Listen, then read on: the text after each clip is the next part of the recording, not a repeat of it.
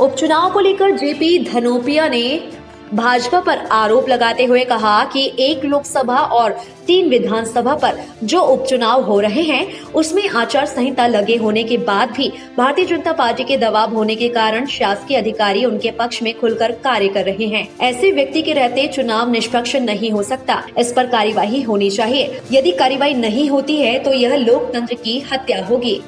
मध्य प्रदेश में एक लोकसभा खंडवा और 3 विधानसभा पृथ्वीपुर, रैगांव और जोबट में उपचुनाव हो रहे हैं। उपचुनावों का मतदान 30 अक्टूबर को होना नियत है।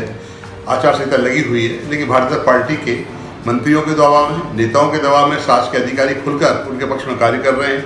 कांग्रेस कार्यकर्ताओं को, राम मतदाताओं को प्रताड़ित कर रहे हैं, जिसका जीता जागता उदाहरण पृथ्वीपुर विधानसभा क्षेत्र के थाना प्रभारी धर्मेंद्र यादव हैं।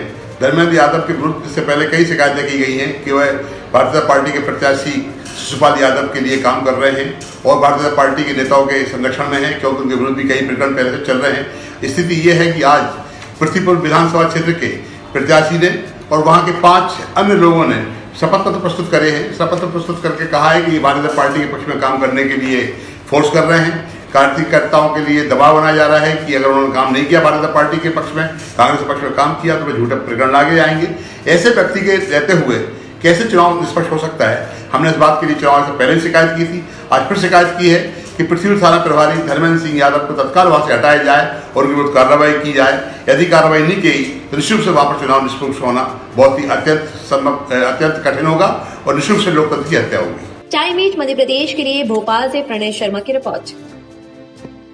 उपचुनाव को लेकर जेपी धनोपिया ने भाजपा पर आरोप लगाते हुए कहा कि एक लोकसभा और 3 विधानसभा पर जो उपचुनाव हो रहे हैं उसमें आचार संहिता लगे होने के बाद भी भारतीय जनता पार्टी के दबाव होने के कारण शासकीय अधिकारी उनके पक्ष में खुलकर कार्य कर रहे हैं। ऐसे व्यक्ति के रहते चुनाव निष्पक्ष नहीं हो सकता, इस पर कार्यवाही होनी चाहिए। यदि कार्यवाही नहीं होती है तो यह लोकतंत्र की हत्या होगी।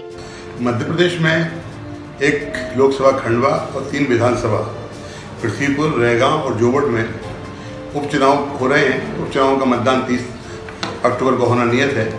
आचार संहिता लगी हुई है, लेकिन भारतीय जनता पार्टी के मंत्रियों के दबाव में, नेताओं के दबाव में शासकीय अधिकारी खुलकर उनके पक्ष में कार्य कर रहे हैं।